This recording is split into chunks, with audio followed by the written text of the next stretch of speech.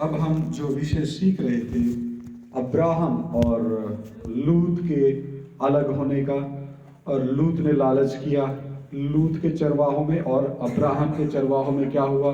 झगड़ा हुआ, अहंकार उत्पन्न हुआ, दुष्टता प्रकट हुई। नीति वचन हम तीसरा अध्याय 33 वचन पढ़ेंगे।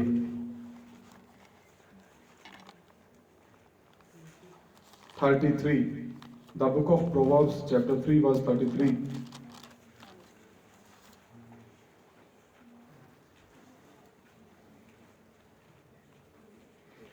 दुष्ट के घर में यहोवा का शाप और धर्मियों के वास स्थान पर उसकी आशीष होती है। हालेलुया।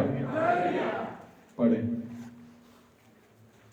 दुष्टां दे घर उत्ते यहोवा दा श्राप पैंदा है, पर धर्मियां दे निवास नूं ओह बरकत देंदा है। अभी आगे से पंजाबी वचन भाई पढ़ेगा, ठीक है? आपका गला ठीक नहीं है। कहावतां 3 का 33 पढ़े ब्रदर। कहावतां 3 बाब ओदा 33 ऐत। जोर से दुष्टां दे घर उत्ते यहोवा दा श्राप पैंदा है, पर धर्मियां दे निवास नूं ओह बरकत दिंदा है। हाँ जी, तो दुष्ट के घर पे क्या पड़ता है? श्राप। और आपने लूत के घराने के ऊपर पड़े श्राप के बारे में देखा है? देखेंगे अभी। जब 2 स्वर्गदूत इनको हाथ पकड़ के निकालेंगे, भाग जाओ, सूर्योदय होने से पहले ये सदोम और गमोरा का नाश होना है, और ये तय हो चुका है। वो सीखेंगे हम। और आगे वचन कहते हैं धर्मियों के वास स्थान पर उसकी आशीष होती है, और ये आशीष हम अब्राहम के जीवन में देखते हैं। हालेलुया। अभी नीति वचन कहावतां 4 का 14-15। 4 बाब ओदा 14 ते 15 आयत। दुष्टां दे राह विच ना ਚੱਲ ਅਤੇ ਬਰਿਆਰਾਂ ਦੇ ਮਾਰਗ ਉੱਤੇ ਨਾ ਤੁਰ। ਉਸ ਤੋਂ ਲਾਂਭੇ ਰਹੋ, ਉਹ ਦੇ ਉੱਤੇ ਉੱਤੋਂ ਦੀ ਵੀ ਨਾ ਲੰਘੀ। ਉਸ ਤੋਂ ਮੂੰਹ ਮੋੜ ਕੇ ਗਾਹਾਂ ਨੂੰ ਲੰਘ ਜਾ। दुष्टों की राह में पांव ना रखना। क्या लिखा है? अब्राहम ने कहा, हे लूत, अभी आगे आने वाले वचनों हम देखें, अगर तू दाहिने जाएगा तो मैं बाएं जाऊंगा, लेकिन तेरी दुष्टता के विचार द्वारा तय किए गए रास्ते के पीछे कभी नहीं आऊंगा मैं। मेरी आदत कुत्ते की तरह नहीं है। कुत्ता कई बार अपनी उल्टी को चाटता है, वो अपने मुंह से उसको बाहर फेंकता है, फिर उसी को खाता है। यह आदत लूत मेरी नहीं है। यहां लिखा दुष्टों के राह में पांव ना रखना और ना बुरे लोगों के मार्ग पर चलना, उसे छोड़ दे। तो अब्राहम ने क्या किया? जा हरी हरी चराइयों वाले उस प्रदेश में चला गया ना। तो सावन के अंधे को क्या नजर आता है? हरा हरा ही नजर आता है। उसको सिर्फ वर्तमान नजर आता है। वर्तमान की मौजें, वर्तमान की मस्तियां, वर्तमान के बाजार सजे धजे, घूमना फिरना, मस्तियां मारना। टाइम नहीं पास हो रहा। भाई टाइम तो अपने आप पास हो रहा है। टाइम तो तुझे पास कर रहा है। टाइम तो मनुष्यों को पास कर रहा है। कोई मनुष्य पैदा हुआ है टाइम पास करने वाला? टाइम को पास कर दे, पैदा हुआ है? समय तो अपनी रफ्तार से चलता है। समय तो हमें क्या कर रहा है? पास कर रहा है। हालेलुया। मैं विनती करता हूं, जिसको नींद आ रही खड़े हो जाओ।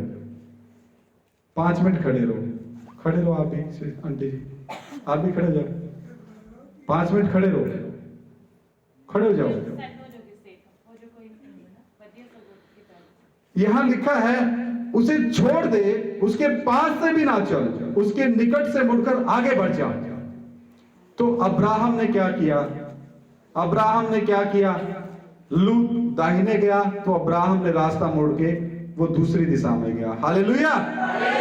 तो हमने भी दुष्टों के साथ, दुष्टों के रास्ते के पीछे नहीं चलना है। नीति वचन 4 का 16-17। ਕਿਉਂ ਜੋ ਜਿੰਨਾ ਚਿਰ ਉਹ ਬੁਰਾਈ ਨਾ ਕਰ ਲੈਣ ਉਹਨਾਂ ਨੂੰ ਨੀਂਦਰ ਨਹੀਂ ਆਉਂਦੀ जोर से ਅਤੇ ਜਦ ਤਾਈਂ ਕਿਸੇ ਨੂੰ ਡੇਗ ਨਾ ਦੇਣ ਉਹ ਨੀਂਦਰੇ ਰਹਿੰਦੇ ਹਨ। ਉਹ ਬੁਰਾਈ ਦੀ ਰੋਟੀ ਖਾਂਦੇ ਅਤੇ ਜ਼ੁਲਮ ਦੀ ਮੈਂ ਪੀਂਦੇ ਹਨ। ਪਰ ਧਰਮੀਆਂ ਦਾ ਰਾਹ ਫਜਰ ਦੇ ਚਾਨਣ ਵਰਗਾ ਹੈ। बस 16-17 तक ब्रदर, ठीक है, थैंक यू। क्योंकि दुष्ट लोग यदि बुराई ना करे, क्या ना करे? अब देखो, कई अगर उस डिपार्टमेंट में मिलते हैं, थोड़ा बहुत अभी मिलन है, बुरा मत मानना, उसको छोड़ दो, रास्ता बदल दो। जब तक दुष्ट लोग बुराई ना करें तो उनको नींद नहीं आती, और जब तक वे किसी को ठोकर ना खिलाएं तब तक उन्हें नींद नहीं मिलती। वे तो दुष्टता से कमाई हुई रोटी खाते हैं और उपद्रव के द्वारा पाया हुआ धाक मधु पीते हैं। उपद्रव मतलब जिसके पीने से लड़ाई झगड़े बैर यही उत्पन्न होते हैं। वो सारा दिन ताश खेलेंगे, जो ही रात हुई या तो चोरी करेंगे या डाका डालेंगे या रास्ते में किसी की बाइक रोक के छीनेंगे। हमारे गांव में भी बेरीखेड़ा जींद हरियाणा में हाहाकार मची है। भैंस चुरा रहे हैं चोर दबा के। एक गवाही छोटी सी है, हमारे घर के बाहर आके खड़े हुए गाड़ी चोरों की, पड़ोसी के घर में सीसीटीवी लगा है, 3 आदमी अंदर घुसे। तो वहां पर मेरे परिवार में काफी सालों से प्रवेश मसीह को बहुतों ने ग्रहण किया है, तो उनकी निगरानी परमेश्वर के दूत करते हैं। तो परमेश्वर के दूत ने मेरे पिताजी को जगाया, हालेलुया। उसने मेरे छोटे भाई को आवाज दी, तो वो डर के फिर भागे। उन्होंने सोचा यहाँ तो जाग रहे हैं। उसके आगे थोड़ा सा आगे, थोड़ा ही 100 मीटर आगे वाले लोगों के घर में से भैंस चुरा के ले गए, और उसी के भाई ने 2 बजे रात के वो देखे थे। उसी के भाई ने, उस समय उसने कुछ नहीं बताया जब हमारे घर के सामने वो खड़े थे। और फिर कुछ समय के बाद उसी के भाई की भैंसें खुल गई। जिसने देखा नहीं बताया, फिर उसी के भाई की क्या खुल गई। तो परमेश्वर हमारे जानवरों की भी हिफाजत करता है, हालेलुया। तो अपने स्वरूप और समानता में बनाए मनुष्यों की फिर क्यों ना करेगा। तो वचन कहता है दुष्टों की राह में पांव ना रखना है। अब धर्मियों की चाल कैसी है देखते हैं।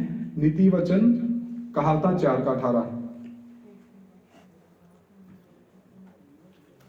ਪਰ ਧਰਮੀਆਂ ਦਾ ਰਾਹ ਫਜਰ ਦੇ ਚਾਨਣ ਵਰਗਾ ਹੈ, ਜਿਸ ਦਾ ਚਾਨਣ ਪੂਰੇ ਦਿਨ ਤਾਈਂ ਵਾਧਾ ਜਾਂਦਾ ਹੈ। ਦੁਸ਼ਟਾਂ ਦਾ ਰਾਹ बस, पर धर्मियों की चाल उस चमकती हुई ज्योति के समान है जिसका प्रकाश दोपहर तक अधिक अधिक बढ़ता रहता है। अगर सच में धर्मी है ना, परमेश्वर ज्योति है। परमेश्वर ने कहा तुम भी जगत की ज्योति हो, अंधकार में ज्योति के पुत्रों की तरह चमकना है।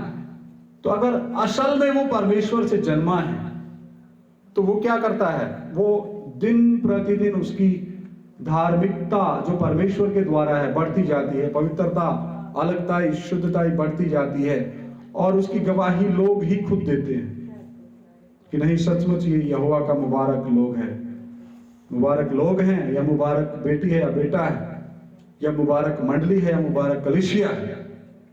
इसमें धार्मिकता वास करती है, इसमें प्रभु यीशु मसीह वास करता है, हालेलुया।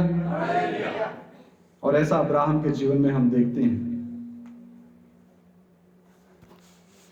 4:19 कहावता 4:19।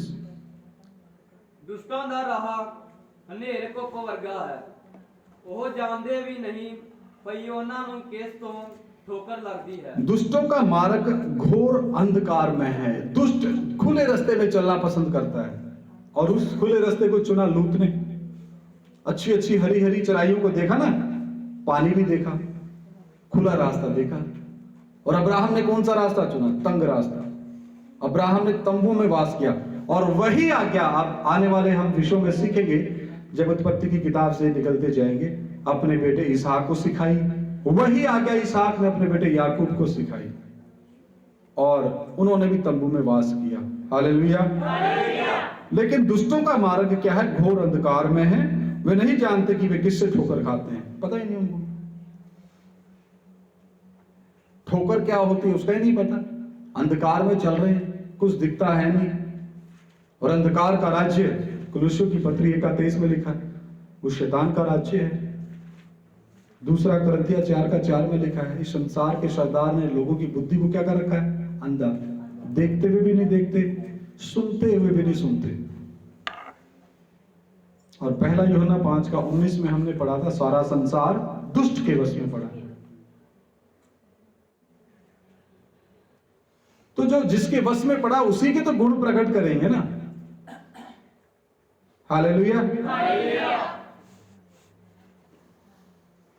नीति वचन 5:22 पढ़ के हम प्रार्थना करें। नीति वचन 5:22। ਦੁਸ਼ਟ ਜਨ ਦੀਆਂ ਆਪਣੀਆਂ ਹੀ ਬਦੀਆਂ ਉਹ ਨੂੰ ਵਸਾ ਲੈਣਗੀਆਂ ਅਤੇ ਉਹ ਆਪਣੇ ਹੀ ਪਾਪ ਦੇ ਬੰਧਨਾਂ ਨਾਲ ਬੱਧਾ ਜਾਵੇਗਾ। एक बार फिर पढ़े। ਦੁਸ਼ਟ ਜਨ ਦੀਆਂ ਆਪਣੀਆਂ ਹੀ ਬਦੀਆਂ ਉਹ ਨੂੰ ਫਸਾ ਲੈਣਗੀਆਂ ਅਤੇ ਉਹ ਆਪਣੇ ਹੀ ਪਾਪ ਦੇ ਬੰਧਨਾਂ ਨਾਲ ਬੰਧਾ ਜਾਵੇਗਾ। दुष्ट अपने ही अधर्म के कर्मों से फंसेगा और अपने ही पाप के बंधनों में बंधा रहेगा। दुष्ट अपने ही अधर्म के कर्मों में फंसेगा। ऐसा फंसा, लूत फंसा, सदोम गमोरा में जाके लीडर बन गया, बना ना। इसलिए लीडरों से मुझे बहुत सख्त, मैं नफरत नहीं कहूंगा, एलर्जी कह सकता हूं। नफरत तो मैं किसी मनुष्य से कर ही नहीं सकता, एलर्जी है मुझे। हाँ, अगर नेता बनना है तो मसीह के राजदूत बनो, उसका कलाम बताओ ना, उसके कलाम के भेद प्रकट करो, सही विश्वास, सही उपदेश प्रकट करो।